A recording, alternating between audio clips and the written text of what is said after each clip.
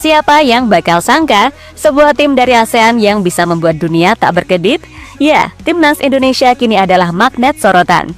Dari lorong-lorong redaksi media Asia Tenggara menjalar ke newsroom level Asia dan bahkan menembus ruang-ruang komentar media Eropa.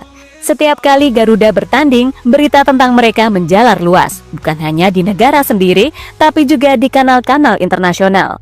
Apalagi setelah tim kepelatihan dan para penggawa Garuda levelnya udah Eropa.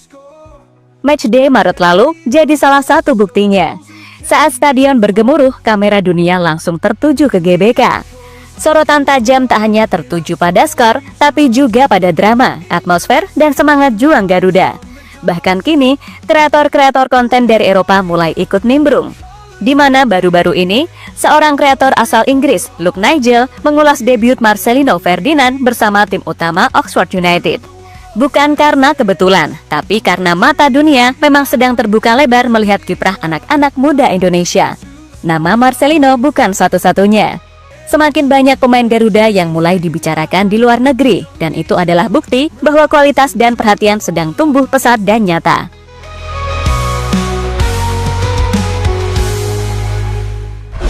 Tapi bukan hanya permainannya yang memukau. Tifo juga menjadi salah satu seni panggung yang punya sorotan tersendiri. Sebuah warisan visual dari tribun yang tak hanya menggetarkan stadion, tapi juga menghentikan scroll para netizen dunia. Garuda tidak pernah setengah hati. Dari duel melawan Jepang yang menampilkan simbol perlawanan berbalut estetika, hingga laga menegangkan melawan Bahrain yang memunculkan Garuda raksasa berlapis emas, seolah mengatakan inilah jiwa kami, inilah kebanggaan kami. Tifo bukan lagi elemen pendukung, ia telah menjadi bagian dari narasi pertandingan, bagian dari cerita besar sepak bola Indonesia. Dan terbukti, media sepak bola global @433 dengan jutaan pengikut bahkan tak bisa menyembunyikan kekagumannya. Mereka membagikan momen Tifo Timnas Indonesia, dan responnya ribuan komentar dari seluruh dunia ikut terpukau. Kemudian, media asal Belanda Football Primer bahkan menyebutnya sebagai atmosfer luar biasa, momen yang mengguncang. Para pemain yang berada di lapangan pun sampai merinding merasakannya, seperti yang diungkapkan oleh Tom Hay dan Joy Pelupasi. Bahkan ketika itu, komentator pertandingan memuji keindahan Tifo dari supporter timnas. Glorious Tifo away to the left on the Indonesia side is raised to a wonderful reception from the rest of the crowd. Gosh, they do Tifo as well there.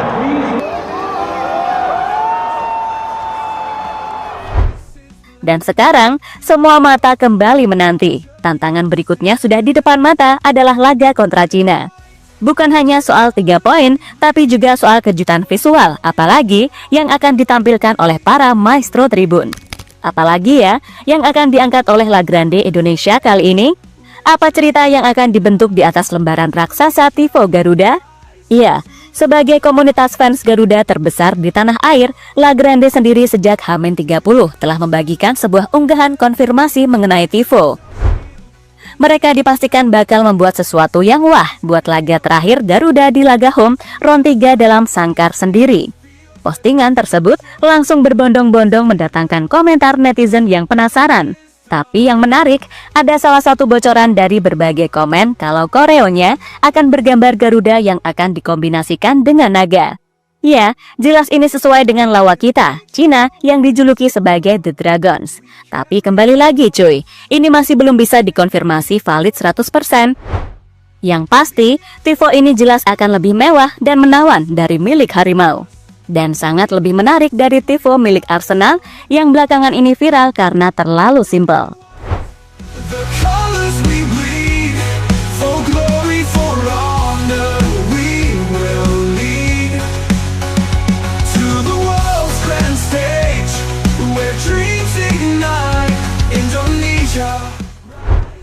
Ole Romani liburan ke Italia dan menghampiri Emil. Baru debut di Matchday Maret, Ole Romani jadi salah satu pemain yang kini udah nggak sabar pengen kembali ke skuad Garuda. Terutama atmosfer GBK yang sangat kembali dinantikan setelah debut emosionalnya di laga kandang saat menghadapi Bahrain.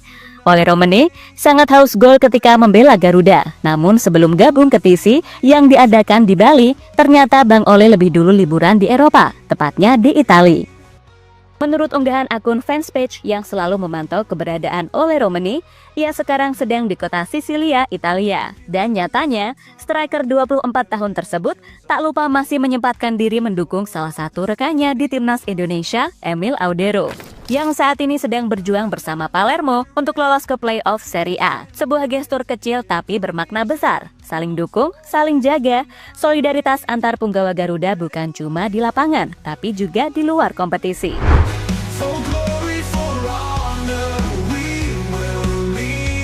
Tim kepelatihan siap-siap berangkat ke Indonesia. Di balik semangat para pemain, tim pelatih pun tak kalah sigap. Pemusatan latihan di Bali dijadwalkan dimulai 26 Mei. Namun sebelum itu, Coach Patrick Kluivert, Alex Pastoor, dan seluruh staf teknis akan tiba lebih awal ke Indonesia. Diperkirakan mereka akan mendarat pada 20 Mei, atau bahkan bisa lebih cepat, demi memastikan semua berjalan sempurna, guna memenuhi fasilitas, ritme latihan, hingga persiapan taktik menghadapi dua lawan berat, yaitu Cina dan Jepang. Bagi Alex Pastoor sendiri, ini bukan sekedar tugas profesional. Dalam wawancara terbaru di Belanda, ia menyebutkan atmosfer sepak bola di Indonesia sebagai sesuatu yang gila dan luar biasa. Sambutan dari masyarakat yang sangat gila, 78.000 orang di stadion, dan syukurlah kami menang, kata Alex Pastoor dilansir dari laman Football Premier. Udah jelas kan? Sebuah senyuman mengembang saat menyebut Garuda. Matanya berbinar saat berbicara tentang GBK dan para fans. Bukan karena popularitas, tapi karena beliau tahu di Indonesia sepak bola lebih dari olahraga. Ya, inilah yang membuat skuad ini berbeda dengan rasa memiliki, rasa saling mendukung. Dari Emil yang berjuang di Italia, Ole yang datang memberikan semangat, hingga para pelatih yang rela datang lebih dulu demi persiapan sempurna. Garuda bukan sekedar tim, mereka adalah keluarga besar yang menyatukan dunia. Dan sekarang, satu persatu pasukan mulai bersiap kembali berkumpul, menuju satu tujuan yang sama, mengibarkan merah putih setinggi mungkin di pentas dunia.